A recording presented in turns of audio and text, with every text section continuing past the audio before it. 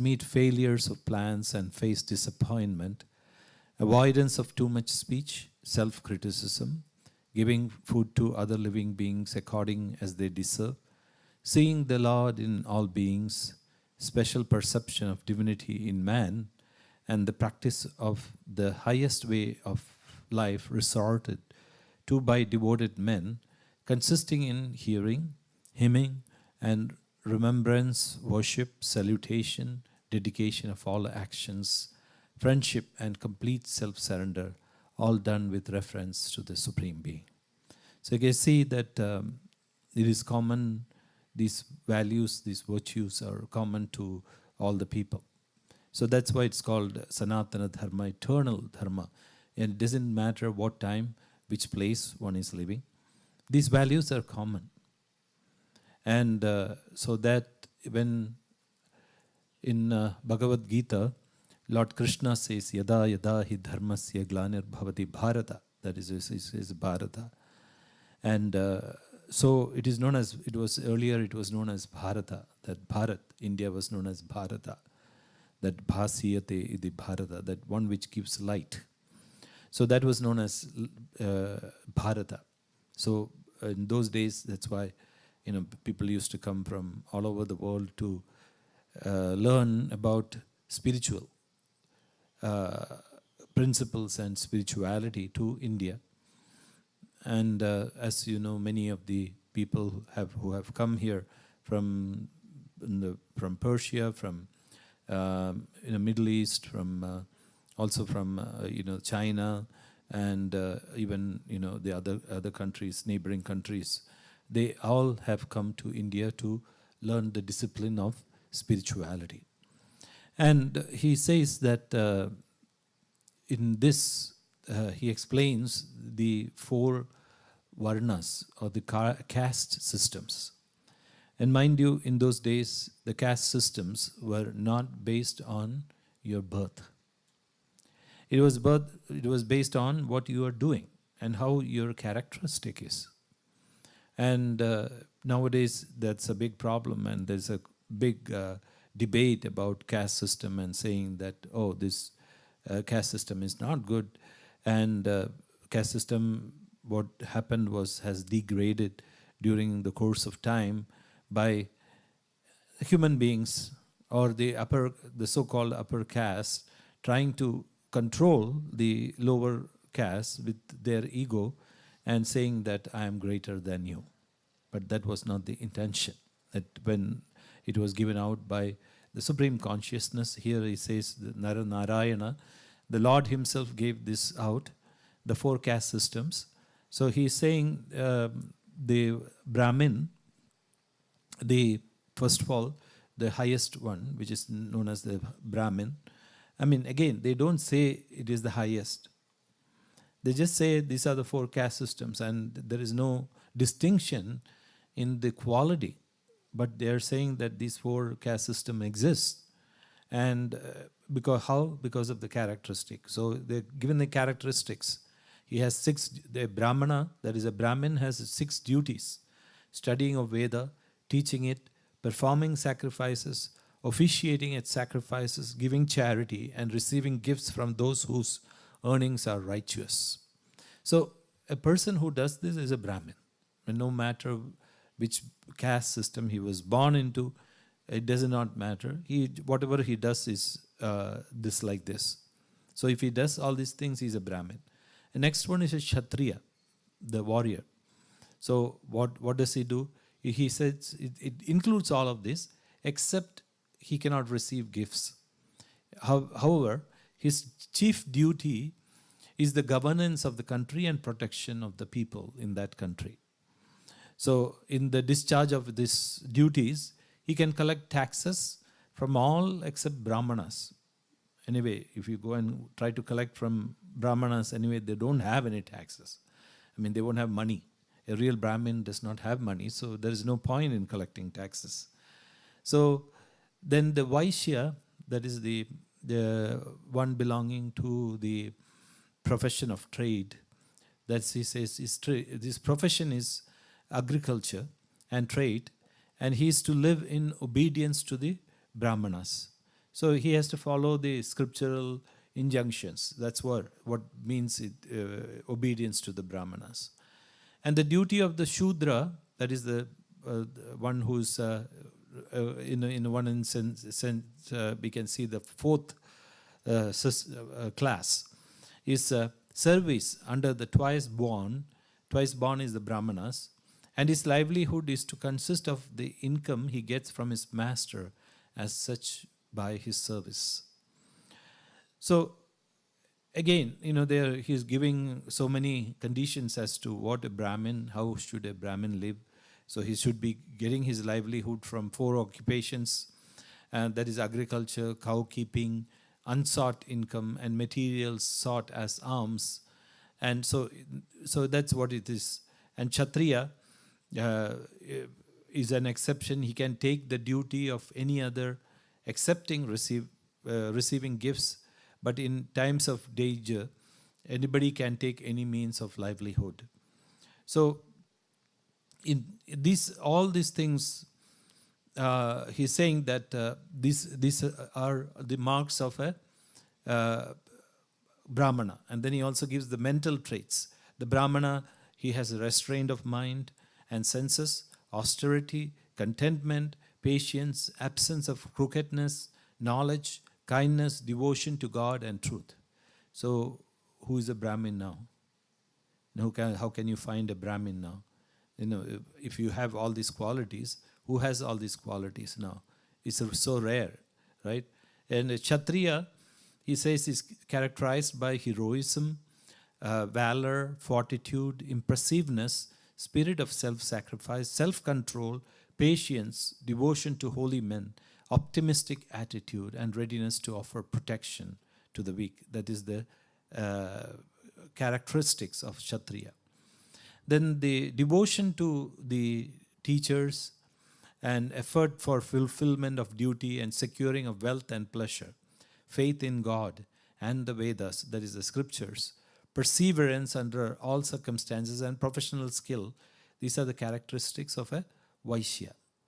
And the Shudra's traits are humility, purity, straightforwardness, service of his master, the fivefold sacrifice without the utterance of the mantras, but accompanied by prostrations only, avoidance of theft and misappropriation, truth, and care of Brahmanas and the cows. So these are the characteristics of the Shudra. So if you look at it, in one sense, all this is a mixture of, or you can say that there's a commonality between these 4 caste systems. And they can see that all the virtues and the values are equal for all the 4 caste systems, most of it, except how they earn money is the difference. And what you can see is all these values are actually, if you see a disciple, and a disciple, when he comes to a master, a guru, he should be a Brahmana. When he is learning scriptures, when he is teaching scriptures to others, and reading scriptures, learning and performing sacrifices, then he is a Kshatriya. When he's fighting with his own negativities. So it's not outside. Fighting is not outside, but internal fighting. Then then Vaishya, that he is a tradesman. So what do you mean by that? So every day, as Amma says, you have to understand where you are in your spiritual path, whether you have improved yourself, whether how much you have utilized your time, have you wasted your time. It's just like counting money, you're counting time. And instead of that, and understanding how you have utilized time. And the last one, Shudra, means serving the Guru, and in service of the Guru, in humility, and bowing down to all the holy people, and looking at everyone as the embodiment of the divine. So he says the livelihood allowed for mixed castes outside the four varnas means the caste systems, and those living beyond the pale of civilization is determined by the practices of their families and tribes. So when you look at the tribes and the families, if it's outside, so that is, you can have mixed castes. And this category includes all communities except those who are given to anti-social ways of life like robbery and commission of heinous sins. So those people are completely avoided from this system. And he says, Swadharma and man's evolution. So now, Narada is addressing Yudhishthira and says, O king, Rishis who know the Vedas well have declared that in all yugas, means all cycles of time, declared in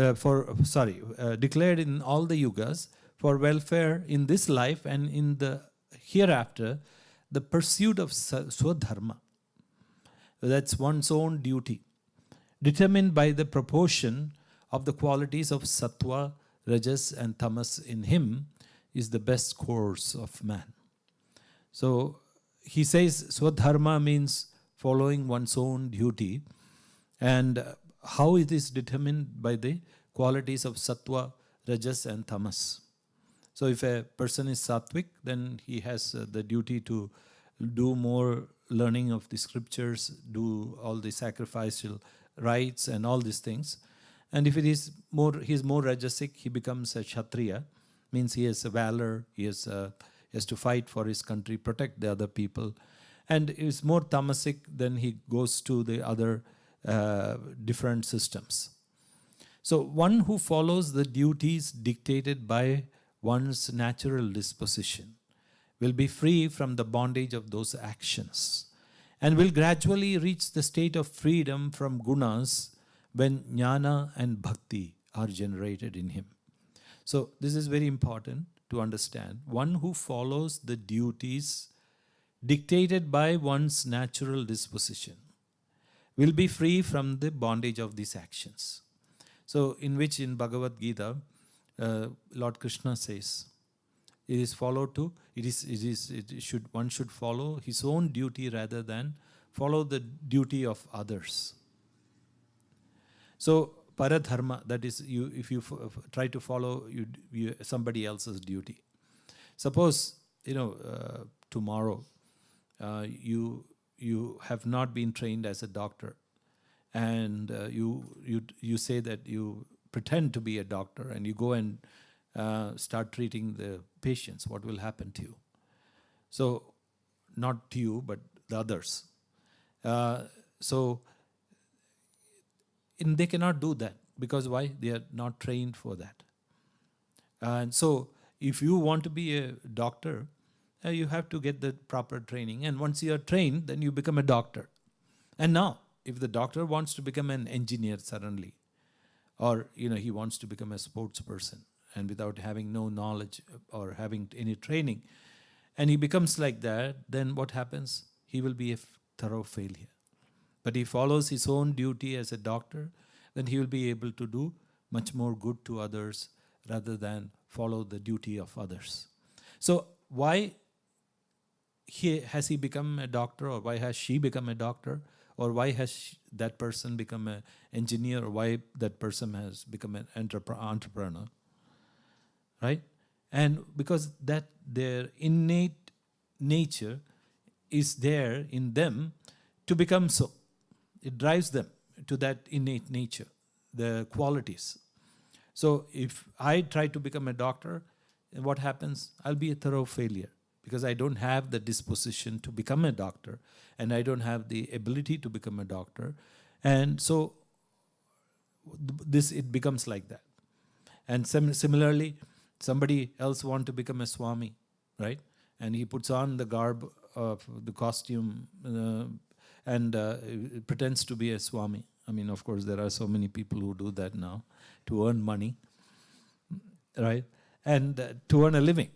I mean, especially in North India, if you just wear this, people will come after you, fall on your feet, give you food, give you money, and they will the other day I was when I was in North India, one guy came running and put a 5 rupee note on my hand and ran away.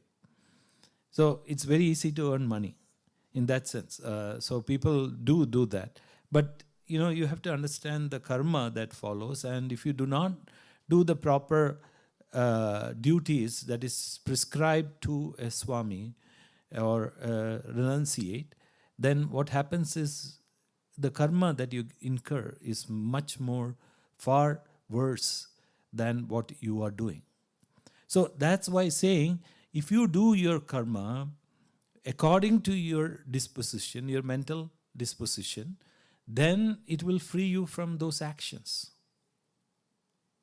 How will it free you from your actions? Because number one, that is, there is a desire, innate desire within you to perform those actions.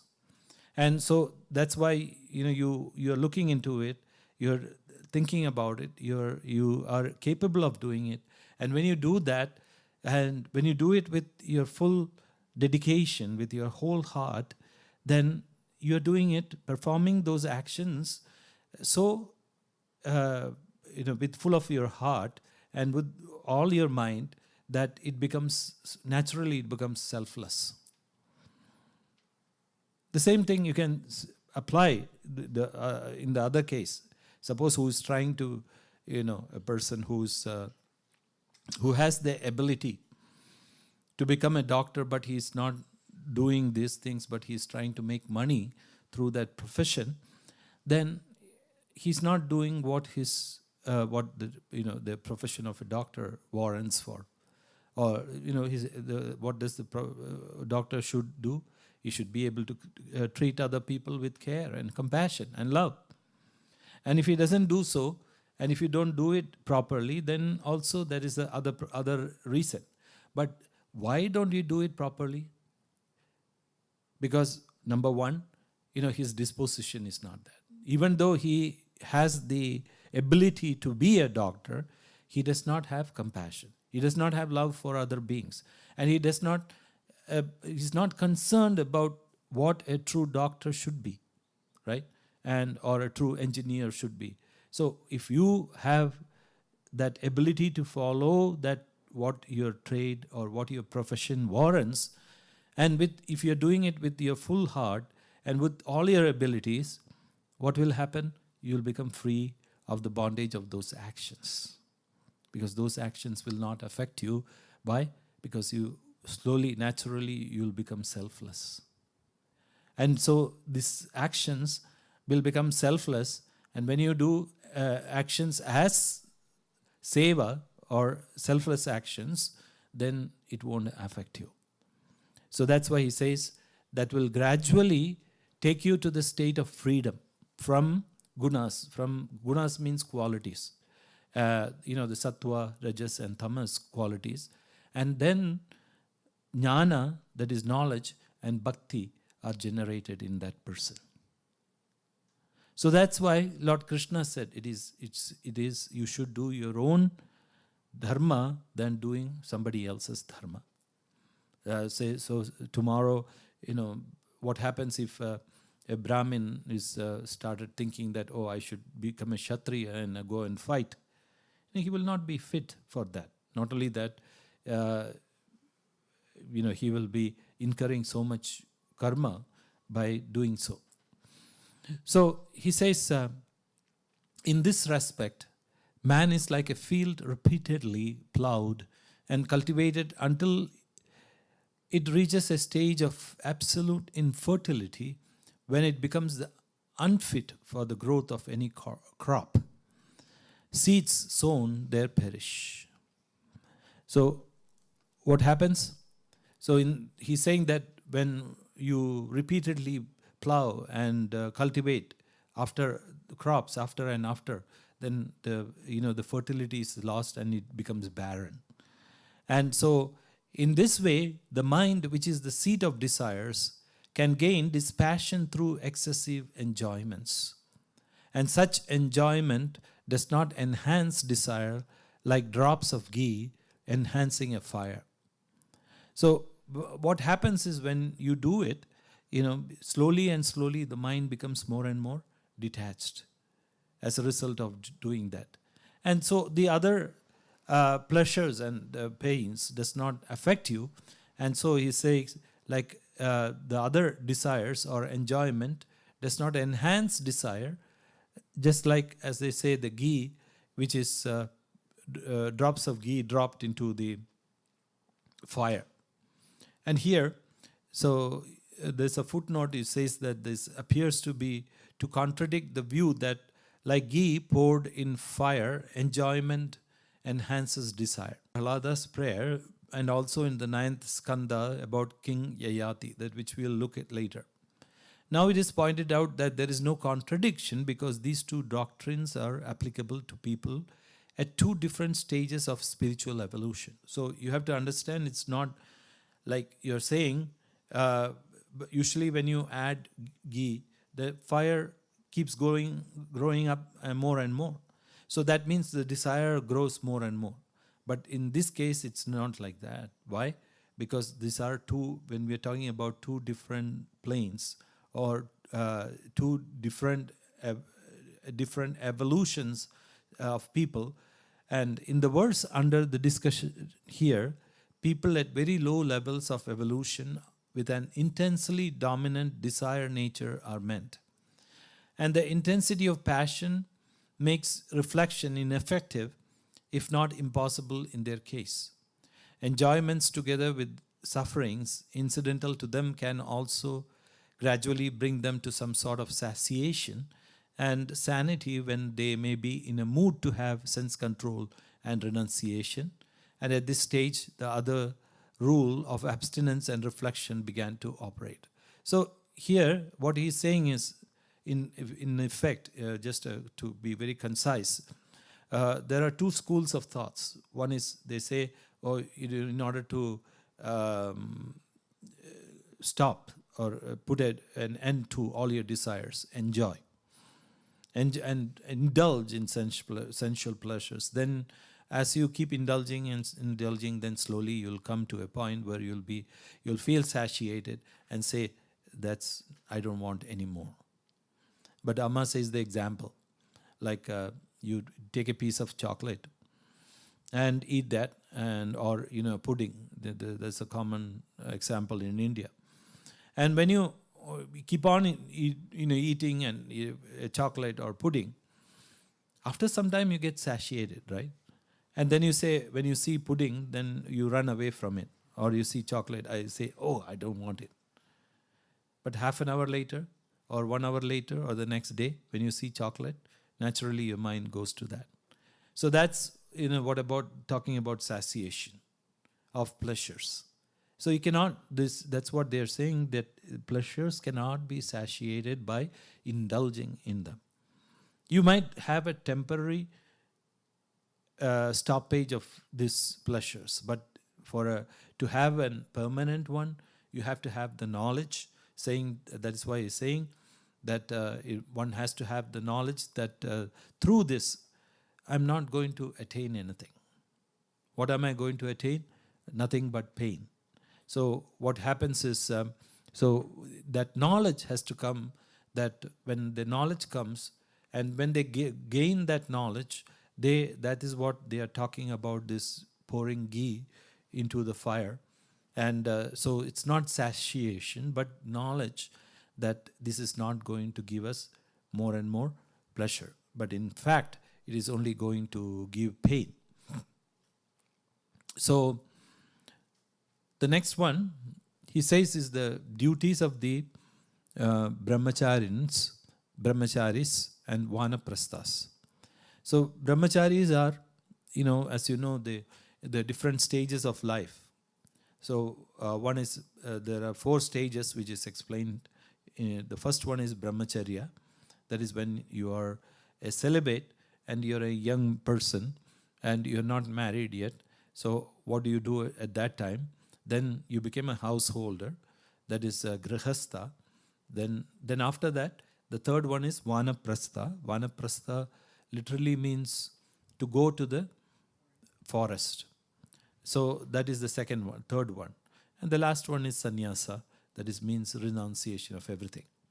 So these are the 4 stages of life that they are explaining. So in the first stage, that is brahmacharya as a young person, and what should be, who and what should be your duties. So in here you have to understand that this he's talking about the olden times in India. And in olden times of India, what did they do? When you were young, the first thing that they would do was at the age of 6 or 7, you will be taken to the gurukula, the board of the guru. And the mother and the father will give the child to the guru and say, this is now, from now onwards, this is your child. So, and the guru brings up the disciple just like his daughter or son. And so they remain in the gurukula, that is the board of the guru. And nowadays what happens is, when we talk about teachers are highly specialized. Like if you even if you take medicine, there are some teachers who will teach only physiology or some pathology, and they cannot teach about physiology, or they cannot teach other subjects, because why? They have become so specialized. And so in the same field, like in engineering, you have different aspects of engineering, chemical engineering and mechanical and electronic. And so if somebody is teaching electronic, he cannot teach mechanical or chemical. So now the state has become that it is highly specialized. So, but you have to understand, in those days, the gurus used to teach everything, all the subjects, right from physics, chemistry, mathematics, then physiology, then medical systems, Ayurveda.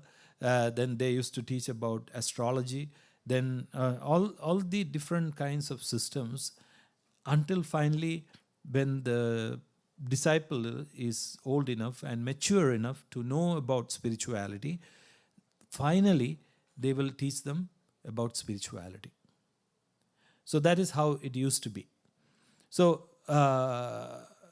like for example, now the only example I can say is Amma. You go and talk to Amma about any subject, she will just immediately join you.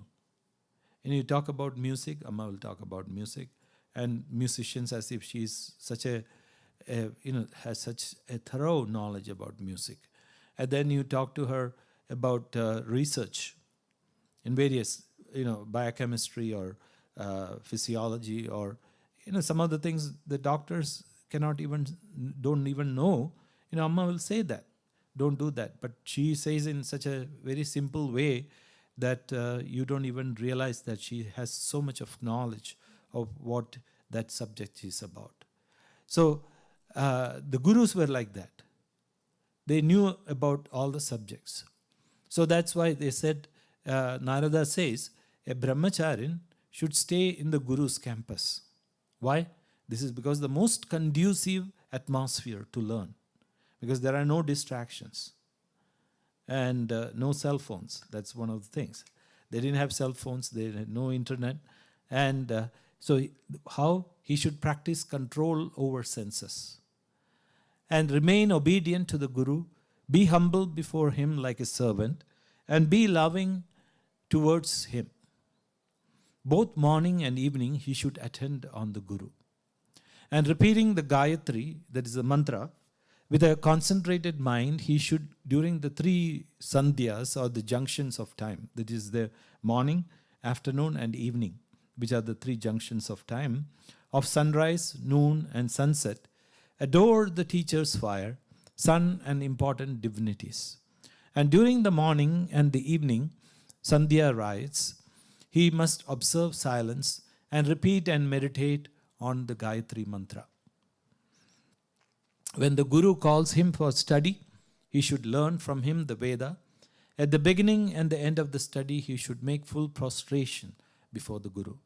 He should hold darba grass in hand, beside staff and water vessel, and put on a girdle, deerskin garment, matted locks, and sacred thread as laid down in the scriptures. So these are the, how the brahmachari should have their attires. In the olden days, that's how. All they will be wearing a deerskin garment, nothing. And you don't go to the, the barber shop and get a nice haircut. That's why I said matted locks.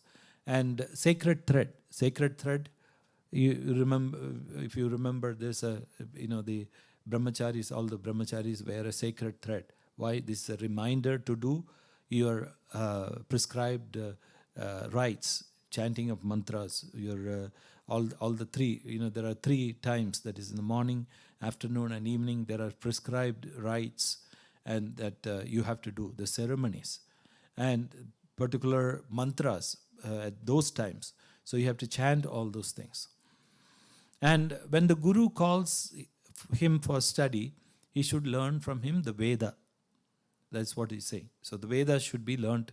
And and he says them at the beginning and the end, he should make full prostration to the guru.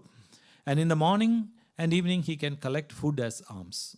So both in the morning and the evening, he can go out and he should collect alms. Why? The thing is, because when you go and collect alms, when you go for bhiksha, that is called bhiksha, it's really, really, it kills your ego. And you're going and begging. You're like a beggar. And when you go to some houses, they will say, get out, get lost. I don't have anything to give. And you're stupid. You're not good for anything. And people say all about the people who live in an ashrama, right? And they say, because you're not good for anything, that's why you ended up living as a renunciate, which is not the case. Right? And you didn't have any other qualities, so you are running away from life. And so you have to hear all these things. It's not a good proposition to go begging for alms. And then you go to one person will treat you like a royal king. The next house you go, they will treat you like a stupid beggar. So you have to go through these measures to get, that is how the guru get rid of the ego. And what should he do? He should offer what is thus got to the guru. So he cannot eat it. He has to go and give it to the guru. And if ordered by the guru, he can eat what he likes of that food. So only if the guru says, you take this and eat it, and then you can eat it. I remember the story of one of the disciples, and he used to live in the Himalayas with his guru. And the guru's ashram was near the Ganges river. And every time he would go and beg and come back with, sometimes he will come back with nice, dal or lentil soup and rice and different kinds of food and very tasty ones. And he would offer it to the guru. It will be inside a beautiful plate, and he would give it to the guru. What will the guru do? The guru, he would just take the plate and put everything in a cloth and tie the cloth. And what he would do, he just put it in Ganges, dip it in the Ganges. So what happens? All the spices are gone, and he will give it back to the disciple. So what do you get? You get tasteless food. So that's how the guru treated the disciple. And so if Amma treated us like that, we would have ran away. So Amma is more compassionate. Amma gives, nowadays you can see, have Western canteen, you have Eastern, and in that itself there are so many different varieties, Starbucks, so a coffee shop, and a canteen, and all sorts of things. So Amma is so compassionate, that's why. And there cannot be a guru like that. And on days when the guru withholds permission, he will have to fast. So he cannot go every day to beg alms. So sometimes the Guru will say, no, you cannot go today. So that means you just fast. And sometimes also when he brings back food, the Guru will say, okay, go and do your work. I'm not going to give you any food. That means you have to fast on those days. And he says he must be of good conduct, moderate in eating, skillful, full of faith, and endued with control of the senses. Only under compelling circumstances should he speak or have dealings with women or men under the domination of women. So he's saying that the brahmachari or the renunciate, when he's living in the ashram of the Guru, he should what all the things? He should be moderate in eating, skillful, full of faith of the Guru, and endued with control of the senses. So the one thing is, how do you control the senses? If you, as Amma says, if you control the taste, the tongue, which is the taste giver, then you can control your senses also. So that's why Amma says that one should control first of all the intake of food, and then secondly how much you eat and what you eat also. I remember in nowadays there is no as such no control by Amma, but in olden times in the morning we were served the rice gruel, and Amma was so strict that she would allow us to have only 1 spoon of curry, and that spoon was so short, not big one, it was very small, and 1 spoon of curry, that's it. And then afternoon rice with little bit of the dal or sambar and all these things, and little bit of vegetables, not too much. Again, 1 or 2 spoons of vegetables. And the evening, again rice gruel. So you can just imagine having this rice kanyi 2 times a day. After sometimes, you are satiated by this, and every day. And I remember sometimes nowadays Amma being very compassionate, she says, children, if you feel like eating anything, please come and tell me. Amma will make it for you. So Amma said Amma will make for it, and Amma at times she has made things like the banana fries. Then she makes the kind of mixture with wheat and sugar and all these things, and she makes it herself, and then she calls everybody and gives it to her, to this. I remember one of my in olden times, she used to be much more strict, way more strict, and one time I had this heavy means unstoppable desire to have laddus, the sweet balls. And so I was thinking then Amma's birthday came. And in those days, Amma's birthday means there will be only probably like 500 people to 1,000 people. And so that year what happened was one of the devotees offered Amma laddus as a prasad, so to give out to all the devotees to come. So she used to, as prasad. So she gave out these laddus. But he made more than 1,000. He made double, 2,000 laddus. So what happened to the rest? We were so happy. So the next day, after the birthday, we all walked very happily, and morning we find laddu in breakfast, and happily ate it. And then afternoon, again laddus, and it was okay. And by evening, and there was another laddu. So we thought, oh God, this is, too much. So we got 3 laddus in a day. And so we thought it might be finished. But the next day, we got another laddu, morning, afternoon, and evening. By evening, we started praying, no more laddus. But then the third day, you got yellow laddus because the laddus have been sitting for some time, and the laddus have changed colored. Means it has become more yellowish. So usually it is yellowish, but it is more yellowish. And then the fourth day, it is green laddus because they have become green. And by the fifth day, we really started praying so hard, please stop. And that was the end of my desire. And so she used to teach us like that, the hard way, that, if you have any desire, she will kill it. And so he's saying that the control of the senses, that is one of the most important. How do you control the senses? By controlling your tongue.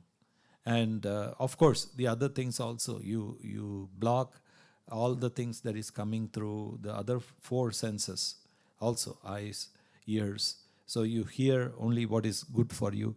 You don't talk too much. Then what you see, you see only what you're intended to see. And if you see something, just don't interpret it. And through your mind, then also touch.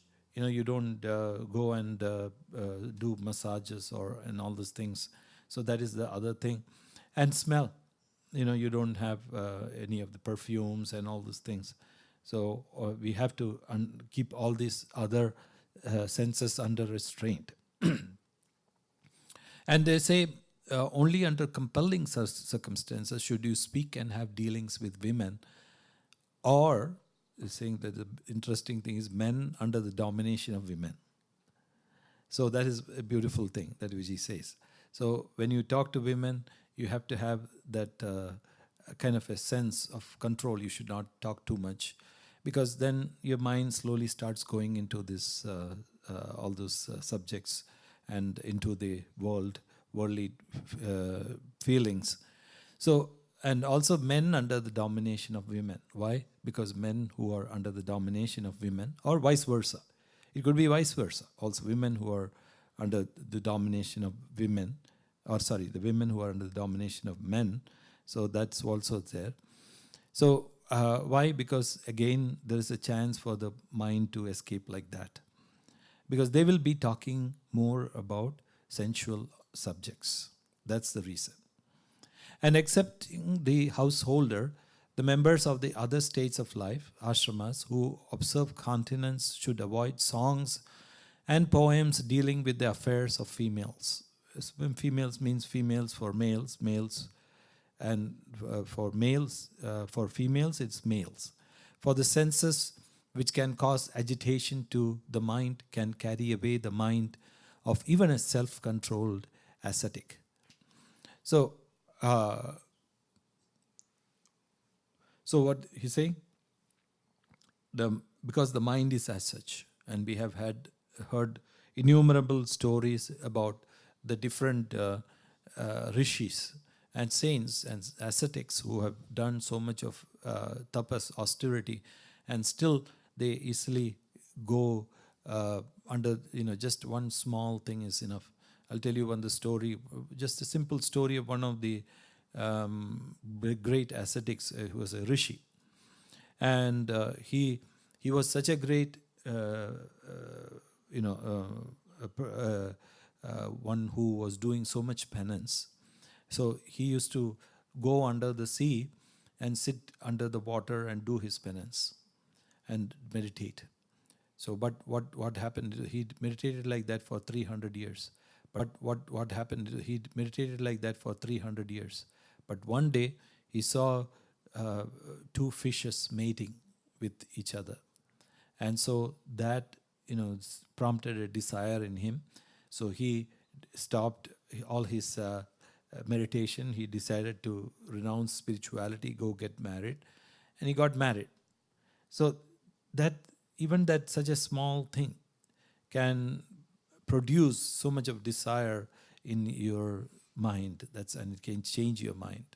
And so Amma always says that, of course, we are all having that kind of a control, thanks to Amma only. It's not because of that we are doing so much of penance or asceticism.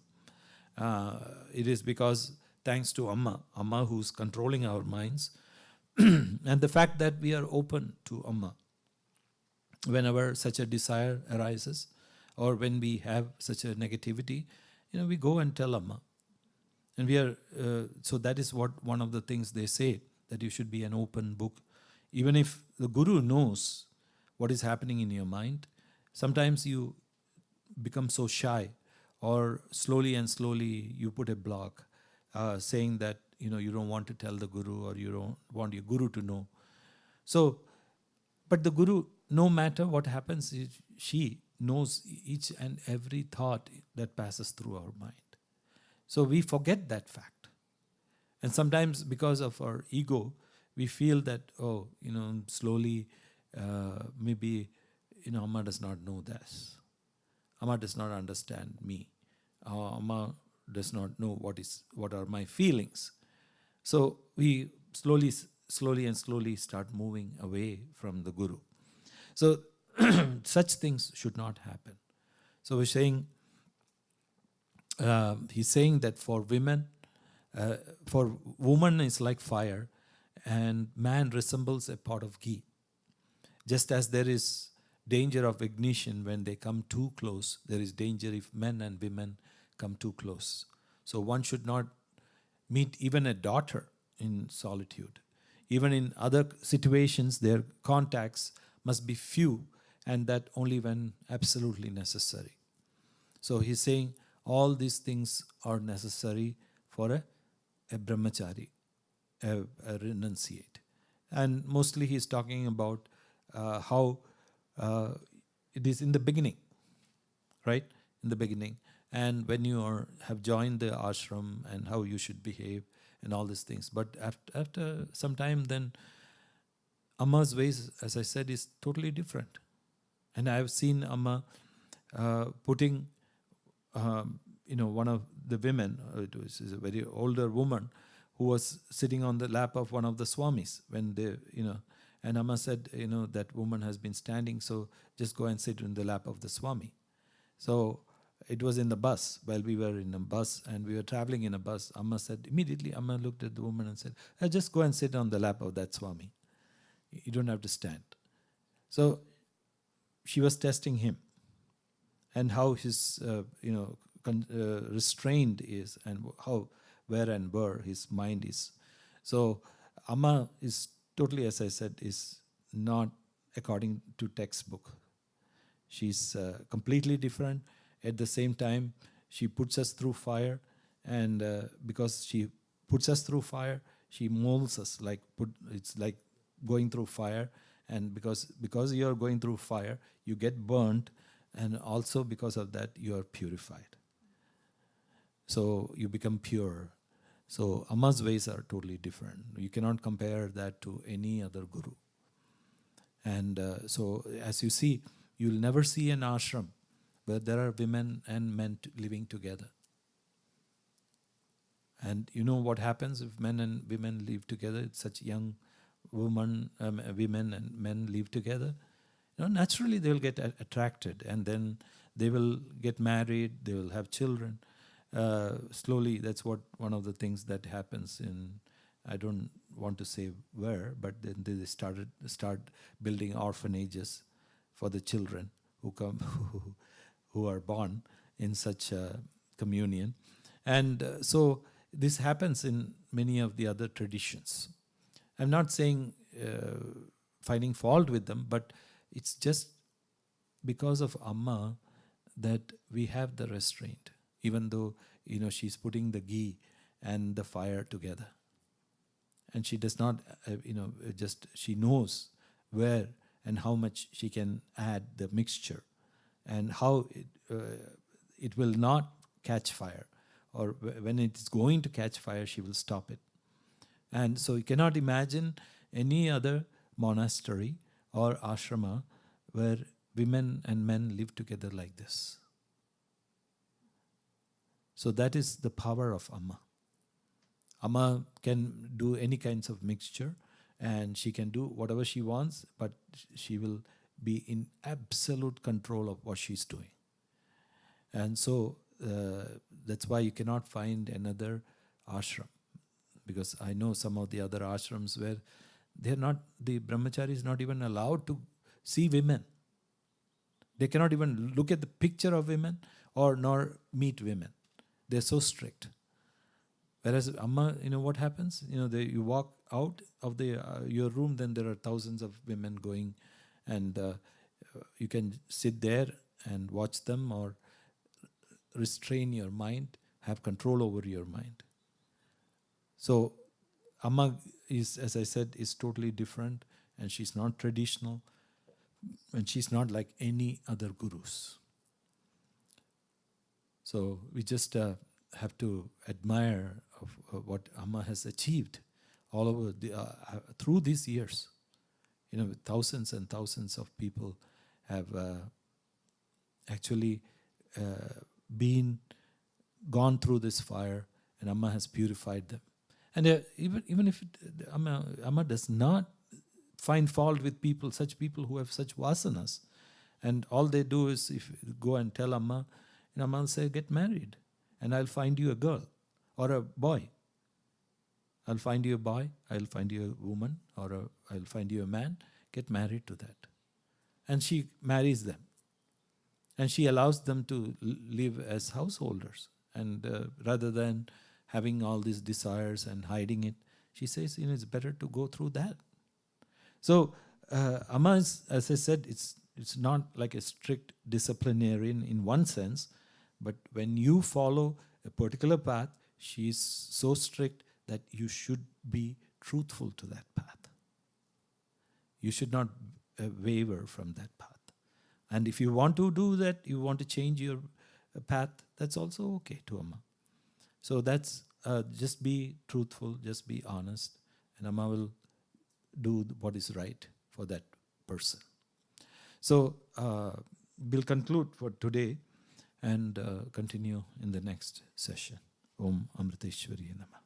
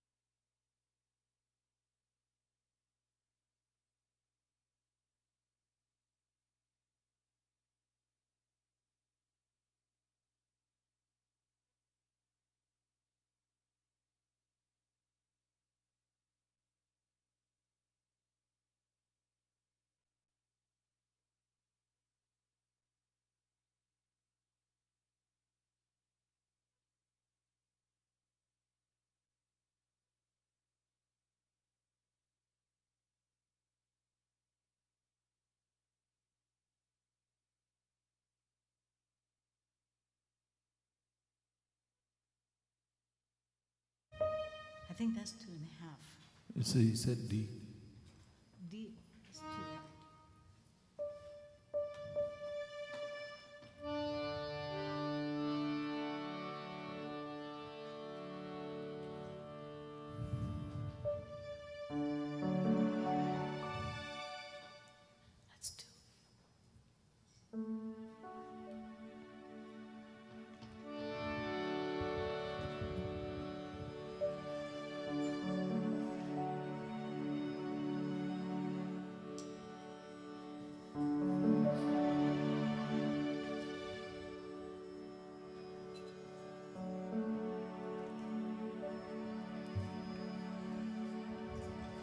some feedback. Oh, no. It's no, it's not that. It's not feedback. It's the. Yeah. Is it D, right? Yes. Ready? Can turn on. It's on.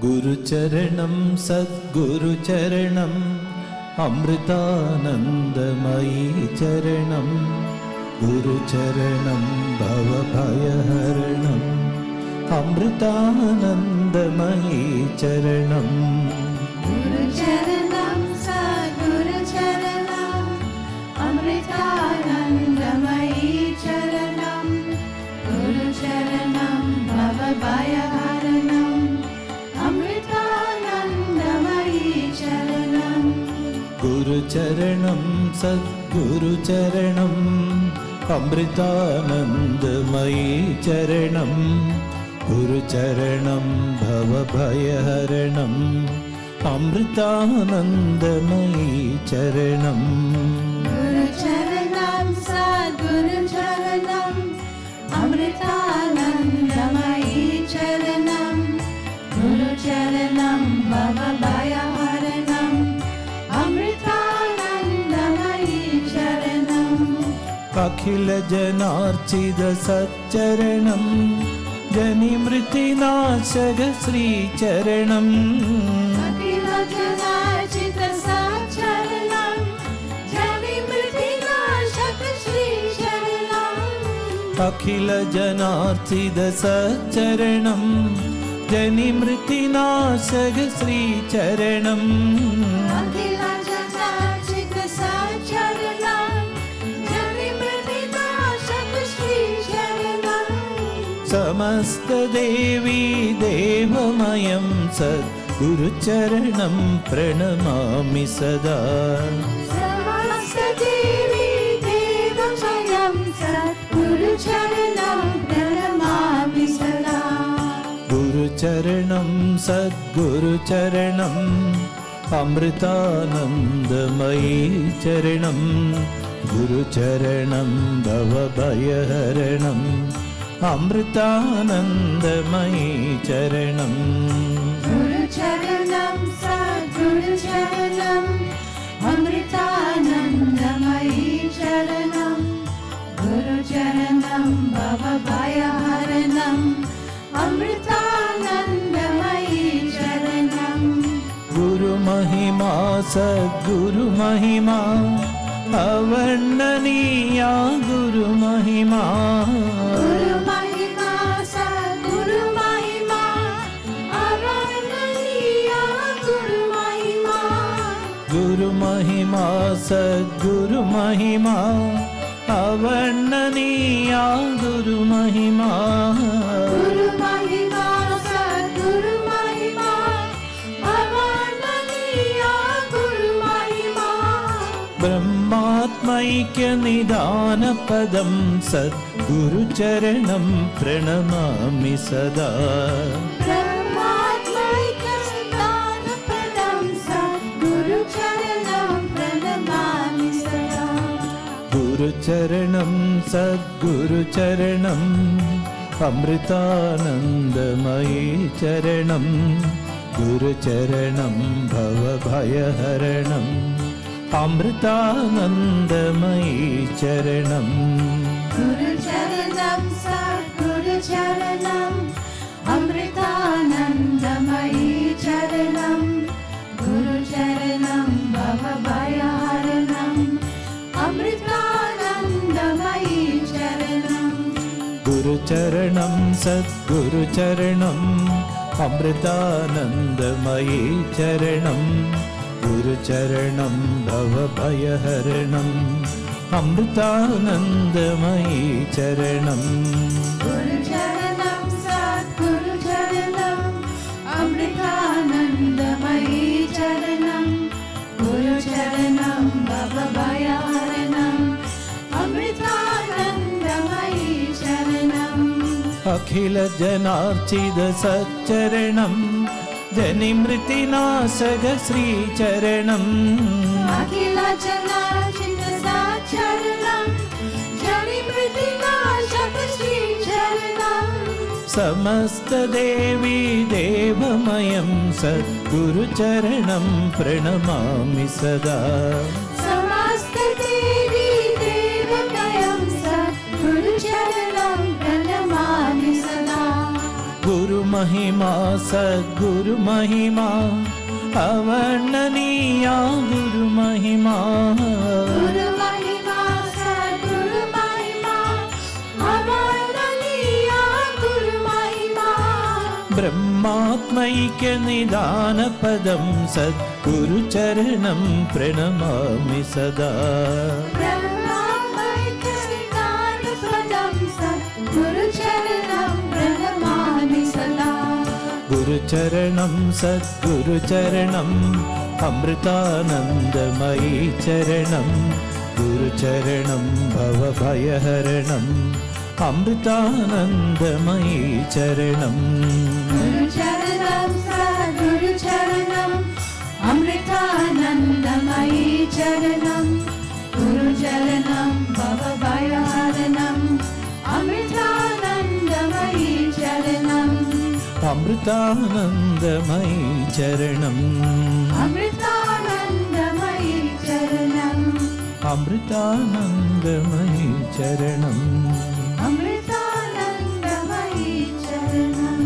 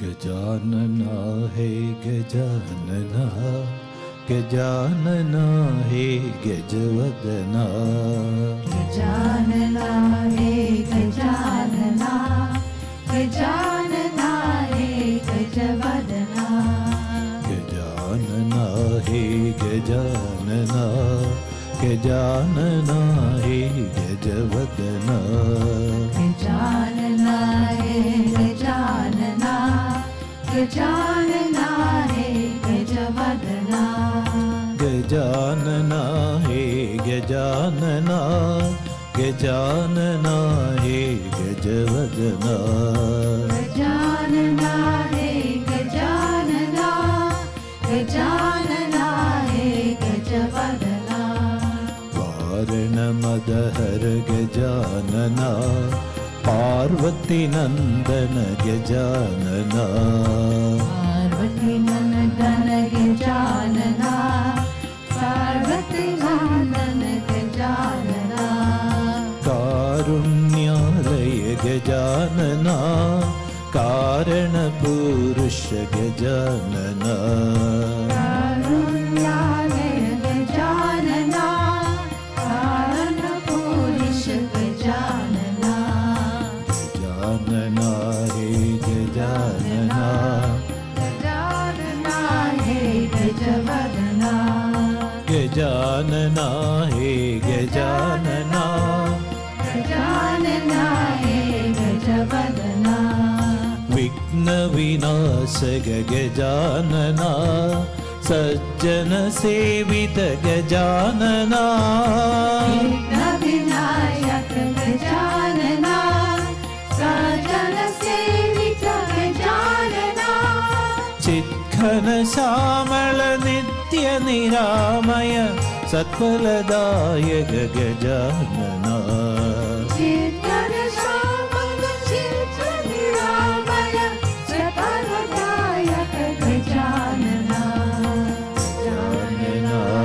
Gajanana Gajanana हे गजवदना गजानना हे गजानना गजानना हे गजवदना पार्थ संरक्षक गजानना आत्म प्रकाश गजानना संरक्षक गजानना आत्म प्रकाश गजानना आनंदामृत पूरित मोद सुराधिप सेवित गजानना आनंदामृत पूरित मोद सुराधिप सेवित गजानना गजानना हे गजानना गजानना हे गजवदना गजानना हे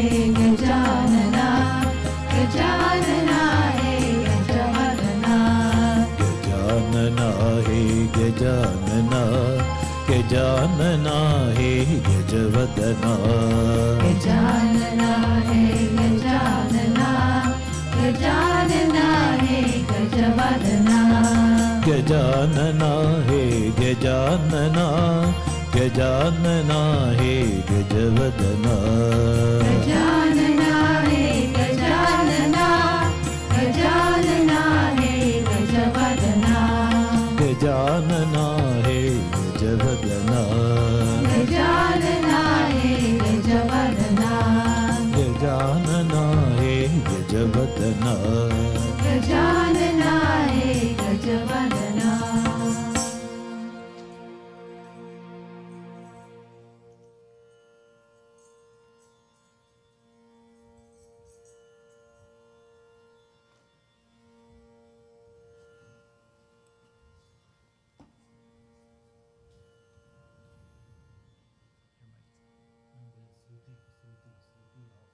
That one?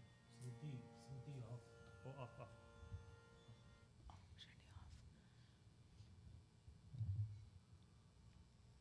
don't remember what we do this one in.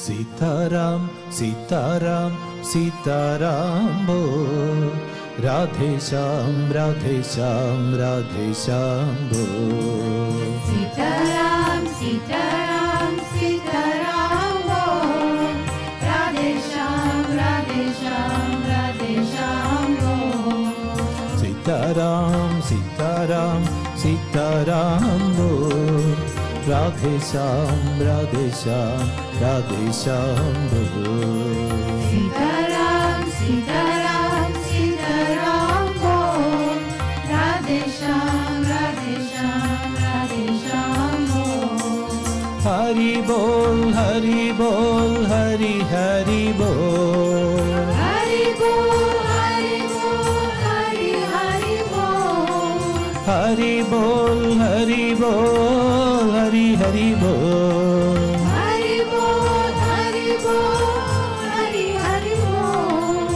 Mukund Madhav Govind बोल मुकुंद माधव गोविंद बोल मुकुंद माधव गोविंद बोल मुकुंद माधव गोविंद बोल नाम प्रभु का हे सुखदाई नाम प्रभु का हे सुखदाई पाप कटेंगे क्षण में भाई, पाप कटेंगे क्षण में भाई, पाप कटेंगे क्षण में भाई।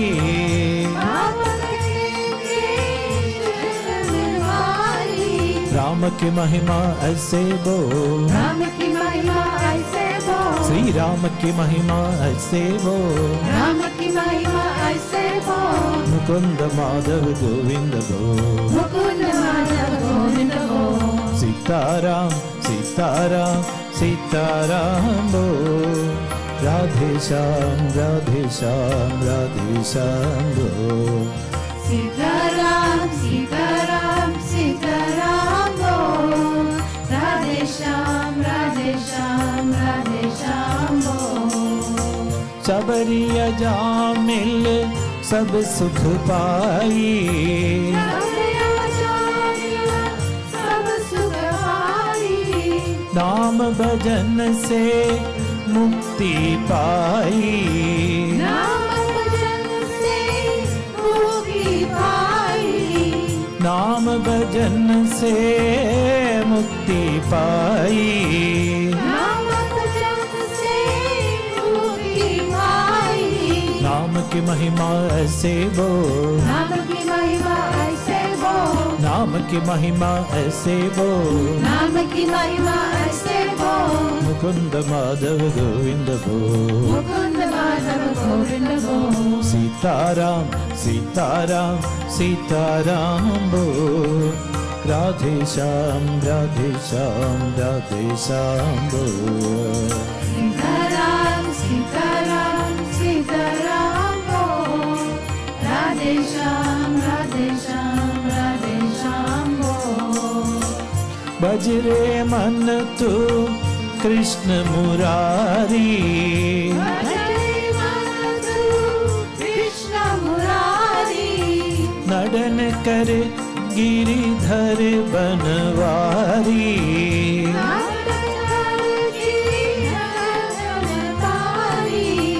नडन कर गिरिधर बनवारी,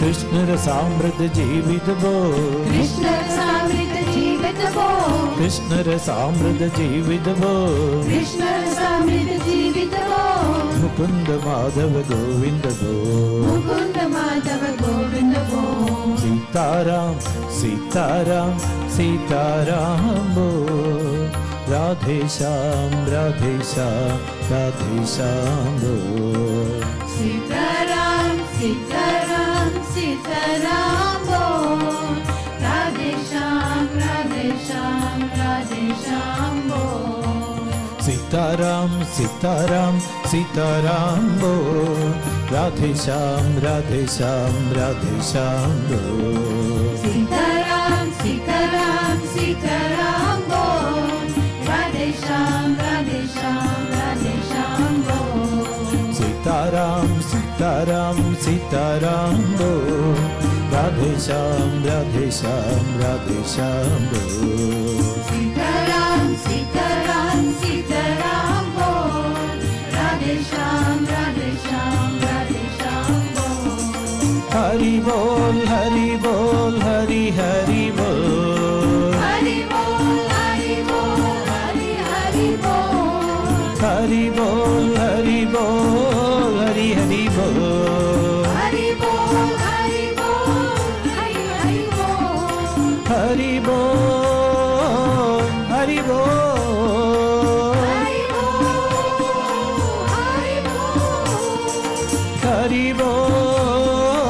हरि बोल हरि हरि बोल, बोल हरि बोल हरि बोल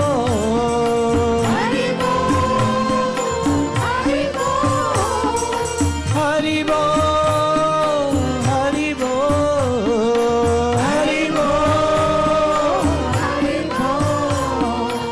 Hari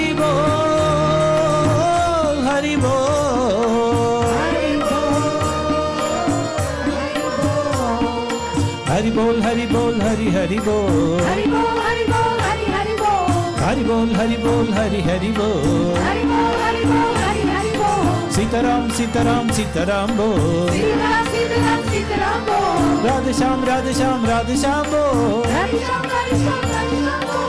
Radhesham, Radhesham, Radhesham Bol. Radhesham, Radhesham, Radhesham Bol. Hari Bol, Hari Bol. Hari Bol, Hari Bol. Hari Bol, Hari Bol.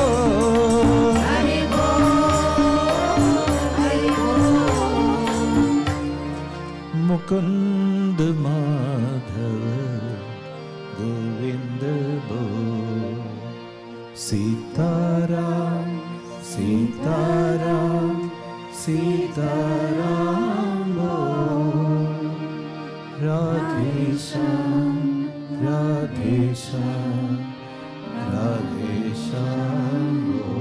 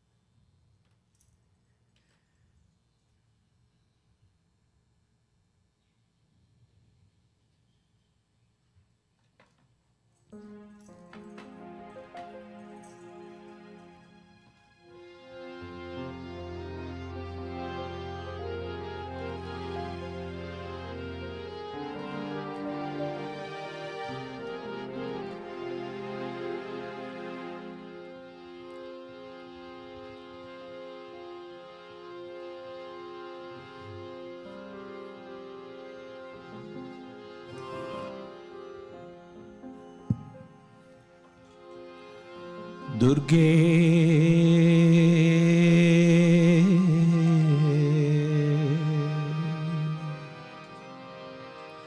Durge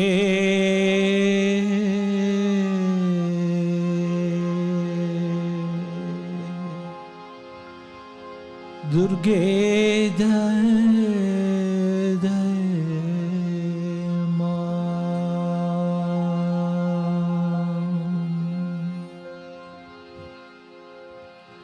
Durge Durge Durge Jai Jai Ma Durge, Durge, Durge, Jai Jai Ma. Durge Durge Durge Jai Jai Ma Durge, Durge, Durge, Jai Jai Ma.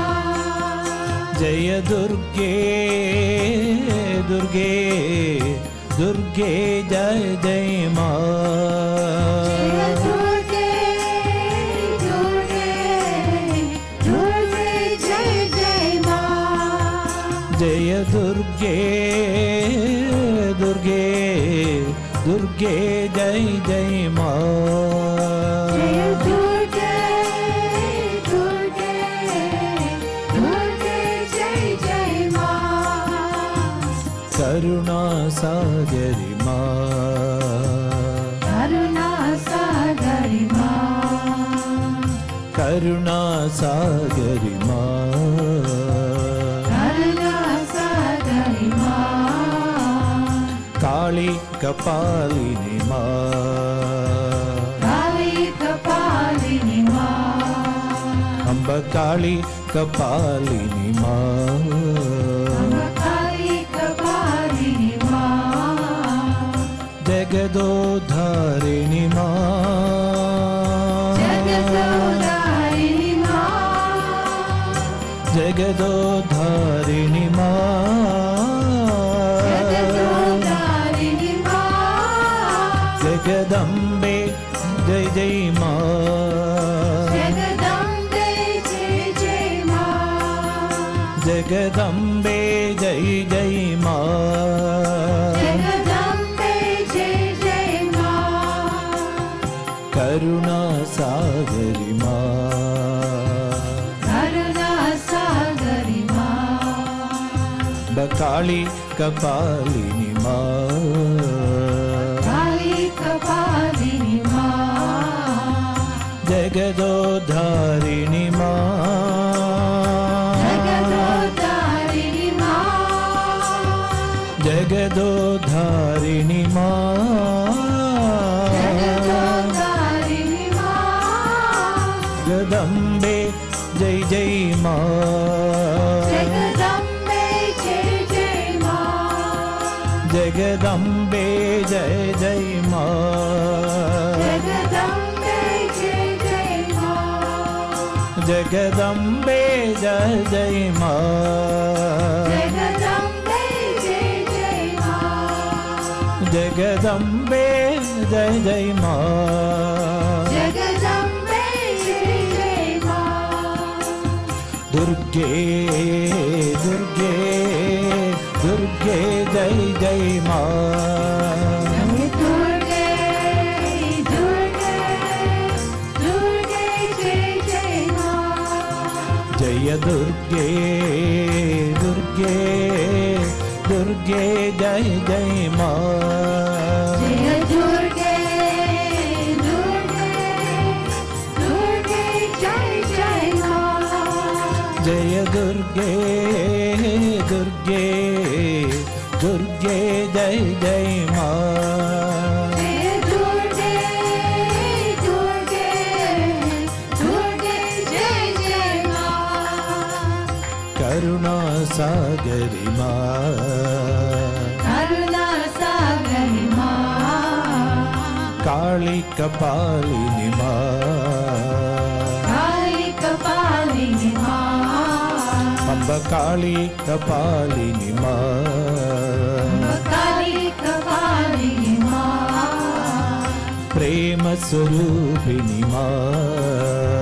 Prema Swarupini Ma. Amritanandamayi Ma. Amritanandamayi Ma. Jagadodharini Ma. Jagadodharini Ma. Jagadodharini Ma. Jagadodharini Ma. Gadambe Jai Jai Ma. Jagadambe Jai Jai Ma. Jagadambe Jai Jai Ma. Jagadambe Jai Jai Ma. Amritanandamayi Ma. Amritanandamayi Ma. Amritanandamayi Ma. Amritanandamayi Ma. Amritanandamayi Ma. Amritanandamayi Ma. Amritanandamayi Ma. Amritanandamayi Ma. Amritanandamayi Ma. Amritanandamayi Ma. Amritanandamayi Ma. Amritanandamayi Amritanandamayi Ma. Ma. Bolo. Amritanandamayi Ma. Amritanandamayi Ma. Amritanandamayi Ma. Amritanandamayi Ma. Amritanandamayi Ma. Amritanandamayi Ma. Amritanandamayi Ma. Amritanandamayi Ma.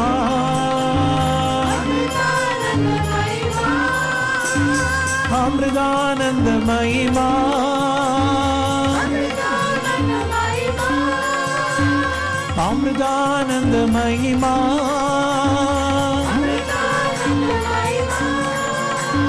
Amritanandamayi Ma. Amritanandamayi Ma. Amritanandamayi Ma.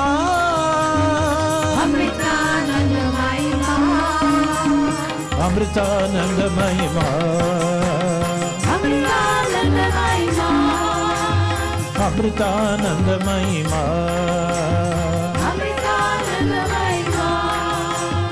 Amritanandamayi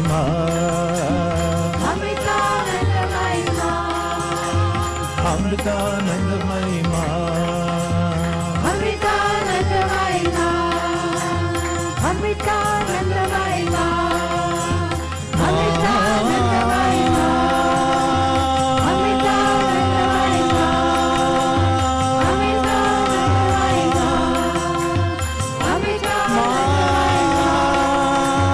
Amritanandamayi Ma. Amritanandamayi Ma.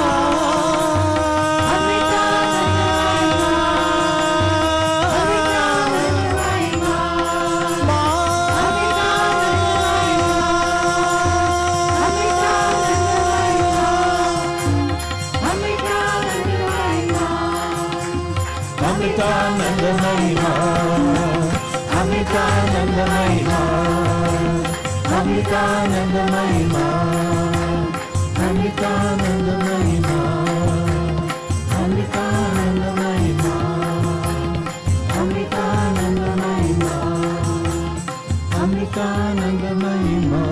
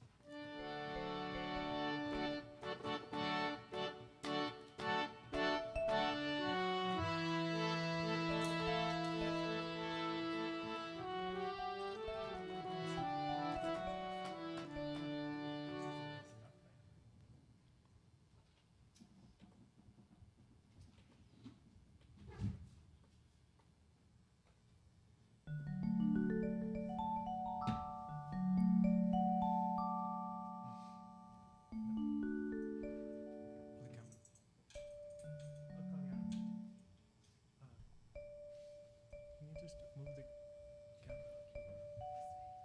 Yeah, to her.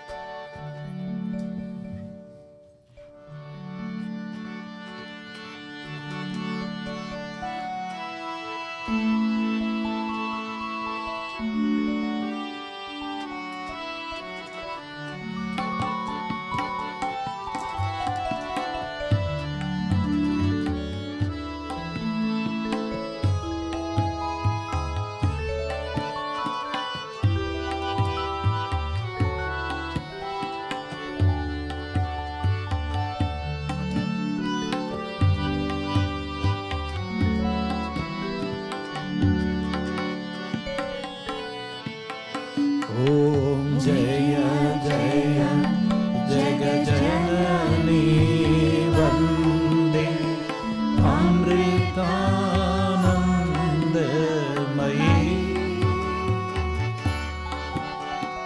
Mangala Arati Madhavani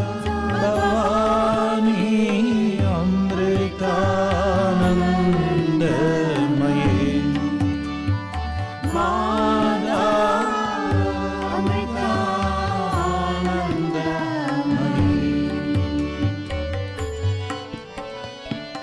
Janamana Nija Sukhadayini Ma.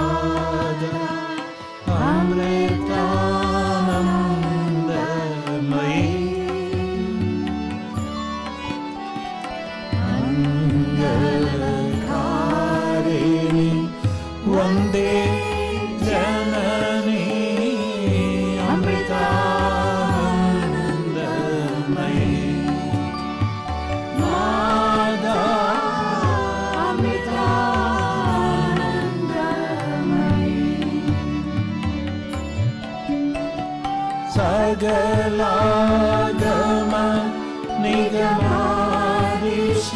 चरिते अमृतानन्दमयी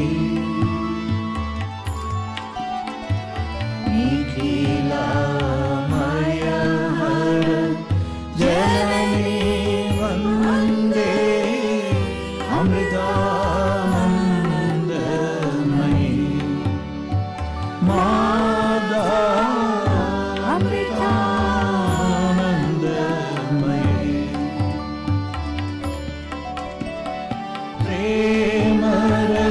प्रेमरसामृत वर्षिणि माता अमृतानन्दमयी प्रेम भक्ति संदायिनी माता अमृतानन्दमयी माता अमृतानन्दमयी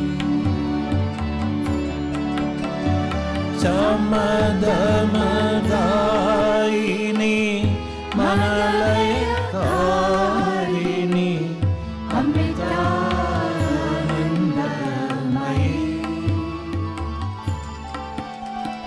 सततं मामहृदि वासतां देवी अमृतानन्दमयी माता अमृतानन्दमयी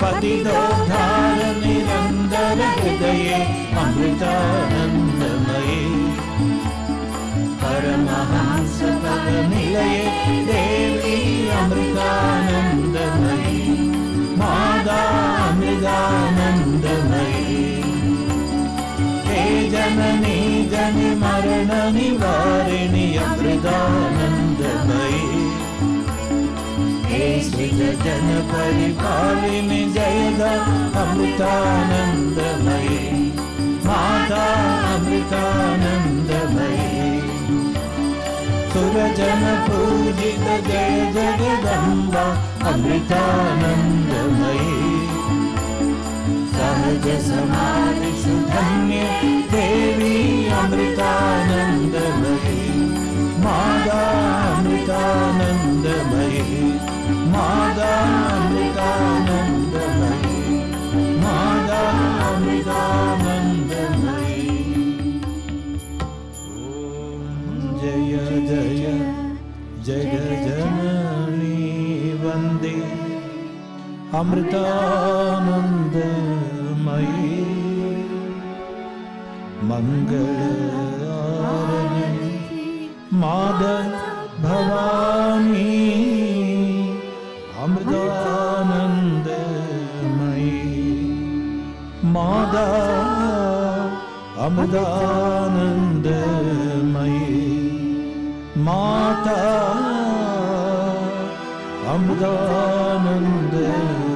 अमृतानन्दमयी जय बोलो सद्गुरु माता अमृतानंदमयी देवी की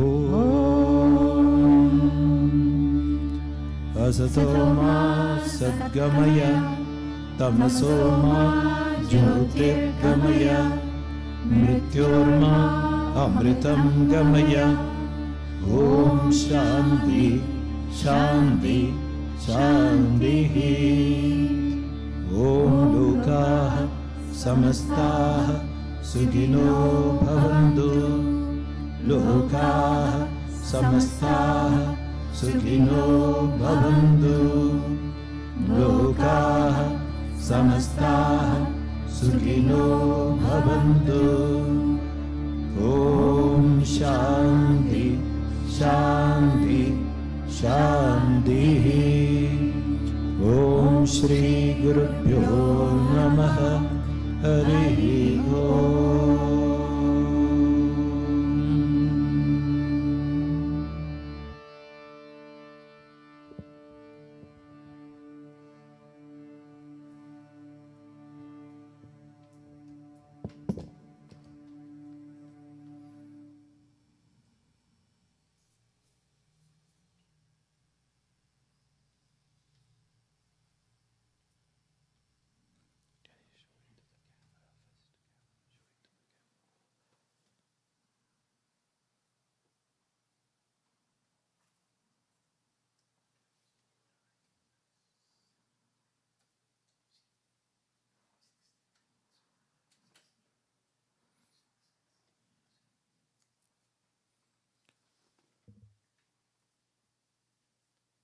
it off?